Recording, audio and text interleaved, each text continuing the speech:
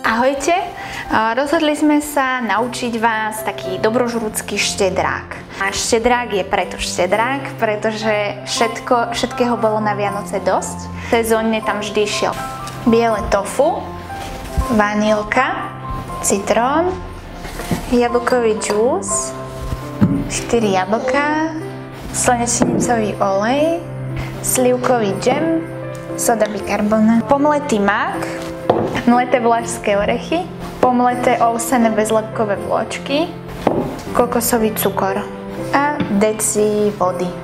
My si vyrobíme najprv tvaroh. Biele tofu dáme do mixéru, dáme tam šťavu z citrónu, pridáme vanilku, pridáme cukor a rozmixujeme.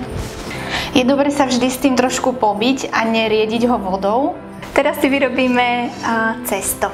Jablka najprv nakrájame, pomixujeme si jablka. Jablka sme si rozmixovali na pyré a zmiešame ich s vločkami a s cukrom. Pridáme trochu vody, asi 3 lyžice slnečnicového oleja. Vločky rýchlo pijú vodu, takže netreba miešať príliš dlho.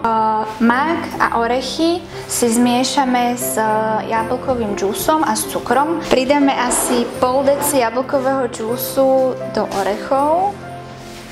Pridáme aj 2 polievkové lyžice cukru. Deci džúsu pridáme aj do maku a pridáme aj 2 polievkové lyžice džemu.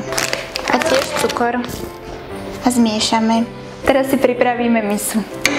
Misu naolejujeme, pridáme asi pol polievkovej lyžice sody bikarbóny. Viac ako 3/4 vylejeme do formy. Teraz si na koláč postupne navrstvíme pripravený tvaroh, orechy a mak.